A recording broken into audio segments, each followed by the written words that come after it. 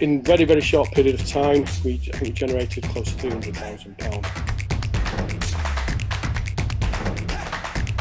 Hello and welcome to Funnel Masters, the show where top marketers expose the inner workings of their sales process and share their best takeaway tactics so you can replicate it for yourself. I'm your host, Andy Fletcher, and today's Funnel Master is going to walk us through his next generation e-commerce funnel. He's going to show us exactly how he drove over 100 million eBay product views in just a few months and converted them into hundreds of thousands of pounds of sales on his own Shopify store. Here to tell you all about it is Funnel Master Richard Fairbairn.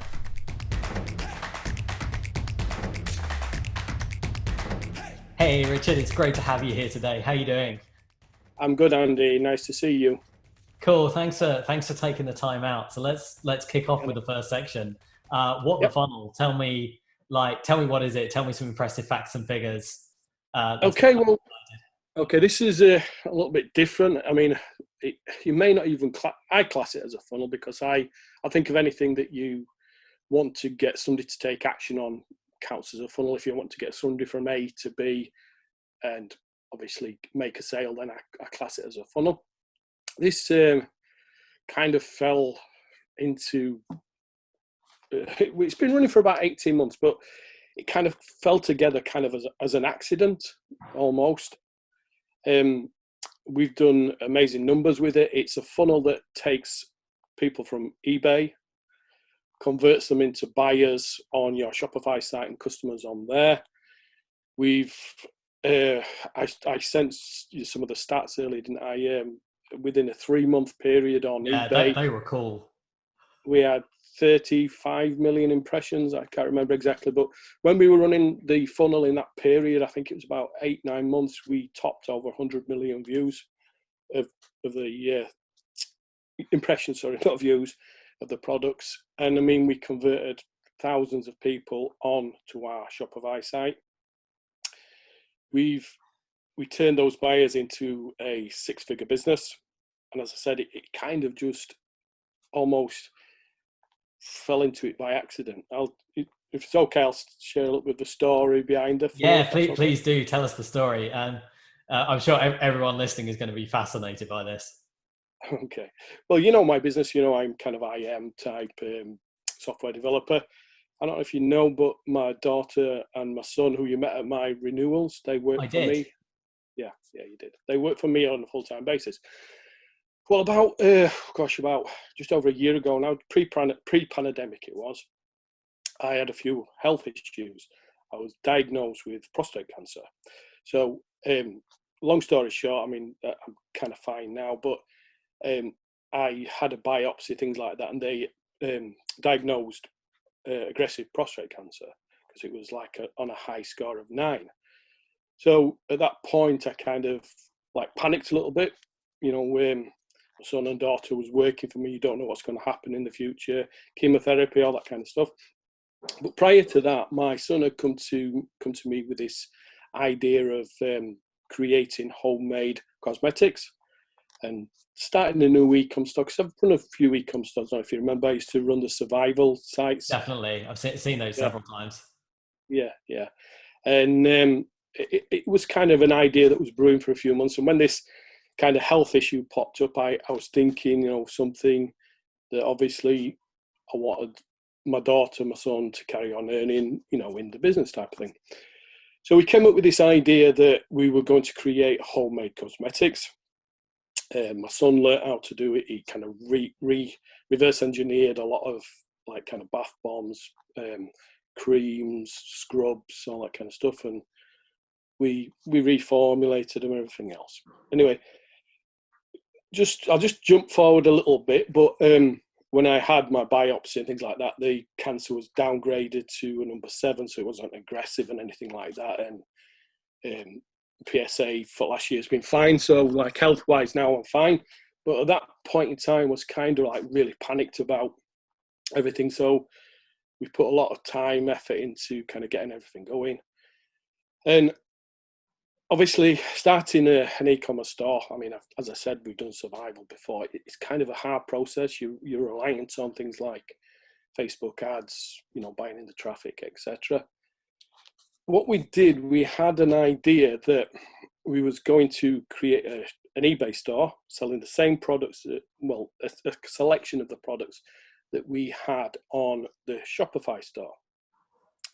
Now, because when we started the Shopify store, we bought everything in kind of tonnage. So we didn't go direct to wholesalers. We went directly to the importers.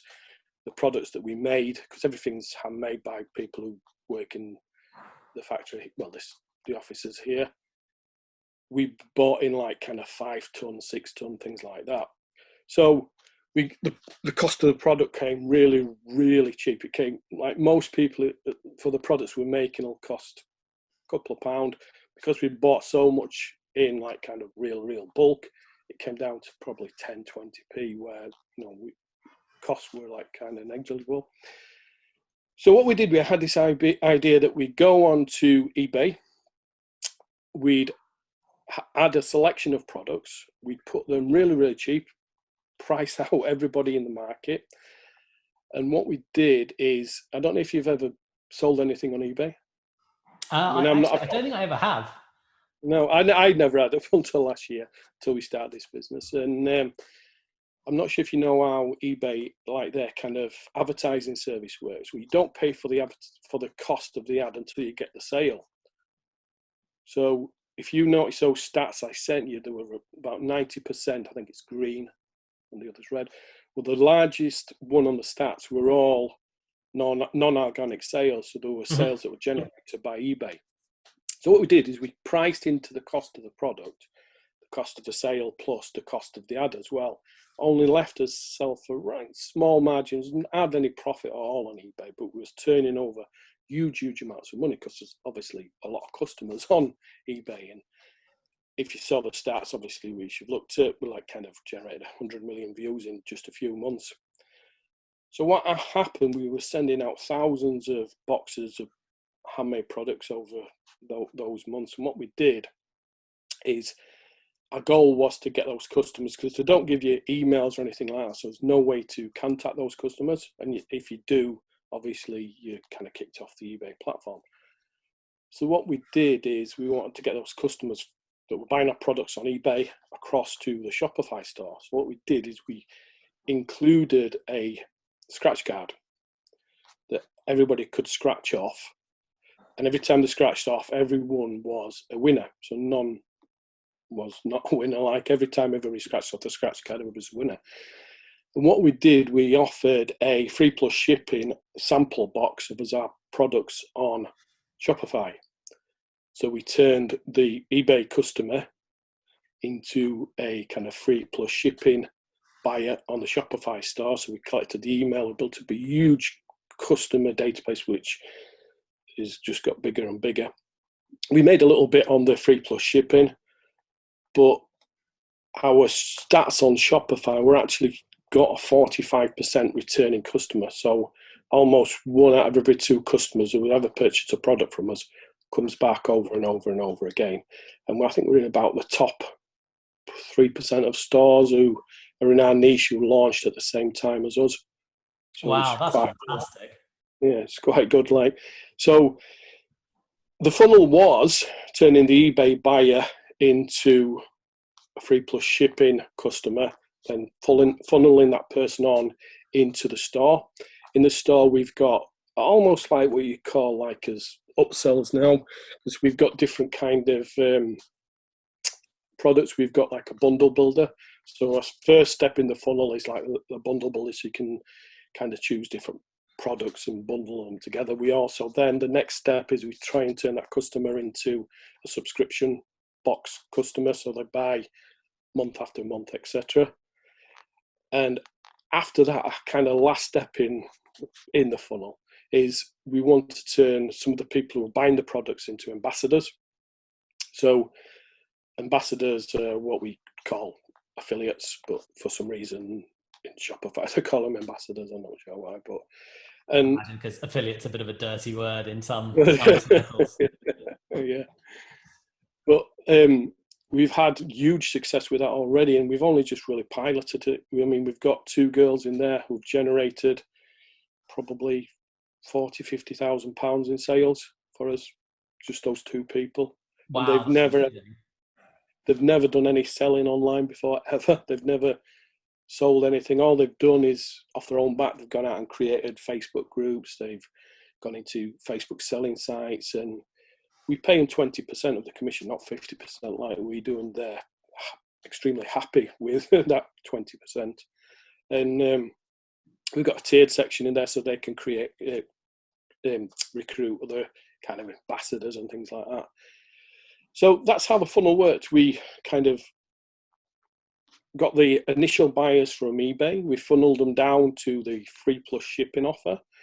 Then we turned the free plus shipping offer onto our main product, where we offered them the bundles, pulled in the email addresses, and obviously telephone numbers as well, because we've got like an SMS contact on there as well. Like, for example, we in the IM world, it's very, very hard for anybody to give you a telephone number, but when they're buying a product, everybody gives you a telephone number, and it's much easier to market through that. So then the next step obviously was bundle builder. Then after that, we tried to get them on the subscription box. We've got a lot of people on there as well. Then the last part is turning anybody who wants to kind of sell our products into ambassadors. Have you got any numbers on how many people are on the subscription at the moment? Are you able to share that? Yeah, we've got, I think, 190 at the moment. We've only really just started that in the last couple of months. It's up until when we get up to kind of September, October, I'm going to hope to get a lot to about 500, 600 people, which is about £10,000 a month, something like that. It's not huge numbers at the moment, but still, in just a few months, those are some pretty amazing numbers. So yeah, most of the lead gen is eBay selling practically at cost. Then you're sending them like a boxed item with a scratch card in. The scratch card wins them something on the Shopify store, and then they come to the Shopify store, and then from there, basically one in every two people that buys something from you then goes on to buy something else in the future. Yeah. I mean, those people are multiple return customers. I mean, at the moment, the Shopify store it's been running just over. It's been running since last Christmas. It's generated, I think, about £450,000, not dollars, pounds. Next year, because we're bringing on two brand new brands that we're going to kind of piggyback off the first brand. I'm pretty sure that we'll get close to seven figures with it. But on eBay itself, we generated a lot of money on eBay, but there's not a lot of kind of profit on there. What's the vanity number? What's the revenue? We in very, very short period of time, I think we generated close to £300,000. So I mean, we were getting eBay people at eBay phoning us up. They've just asked us to do they run like a special where if you give a percentage of your, like a coupon, they'll cover so much. If you cover the rest and you get featured on their page, they push it out to all their eBay emails and everything. So we're doing well on there. We're just hitting Etsy as well. We're going to do the same thing with Etsy that we did with eBay. So it's a good process, and it's working, and it's a solid business. It sounds like a fantastic funnel, and very, very like something people could definitely go away and start doing, which is what this show is supposed to be all about. Cool. So let's dig in a little bit. So what's probably the biggest win you've had while working on this? What's like something that really jumped out at you as successful? The biggest win was, I shared with you the Facebook stats, some of the Facebook stats on there. I don't know if you took a look. At the moment, we're getting I know I'm talking pounds, not dollars, but we're getting, I think it's about £1.70 per sale, and an average sale is about £30. So for every £1, I can't remember exact numbers, about £1.60, £1.70 we're spending on Facebook, we're turning into a £30 to £35 sale. And I think that's because of the numbers that we're sending back from eBay. We're building up a huge, obviously, Facebook pixel audience around all those people who are interested in homemade products from there. So everybody who comes back to the page that we have from the scratch card, obviously we're pixeling all those people and building the audience from that. So it's given us a good kind of audience to piggyback off. That's why we get the really good numbers. The good thing about that is, and why I think it's such a big win, is because it's building up all the time. We can't actually spend as much as we want on there because we just don't have. I mean, obviously with COVID and things like that, we haven't been able to expand as we'd like. You know what I mean? Because I mean, we've got our eyes on a new premises, which will probably treble up production, give us more staff in there, because with COVID we could only staff at a certain level. And when we were running Facebook, it was just throwing in so many sales, we just couldn't run it all the time. So it was almost impossible to carry on constantly doing it because it was just sending in too much money. So once we... There's not many marketers at the moment with that problem, mate. I think you're onto a bit of a winner there.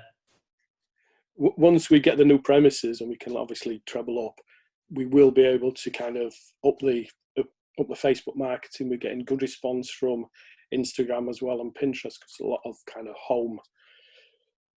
women on Pinterest as well, and it's a good platform.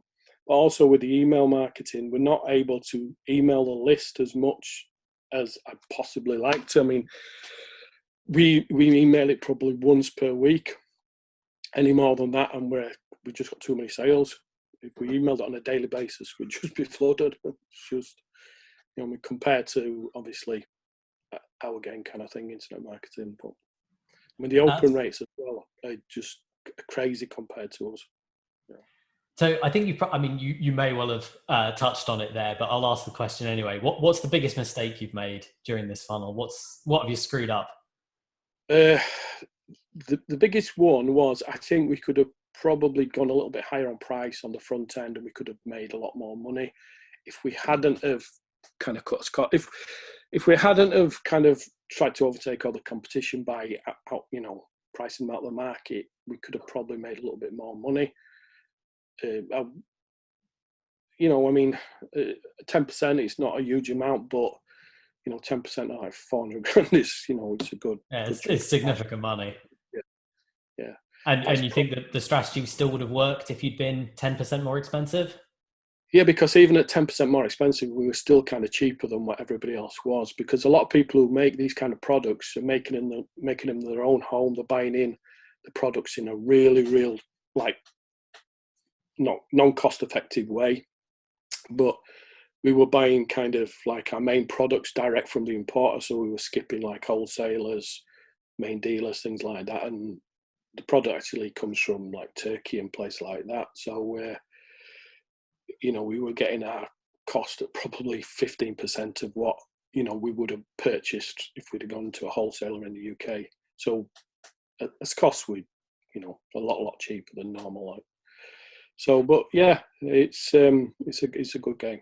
But I mean, the funnel does work, and the other two brands that we kind of are going to launch in a similar niche, and we're going to try and do the same thing. I don't know if it'll be as successful because, I mean, one thing at the time when we did it, obviously it was the pandemic was on. A lot of people were at home.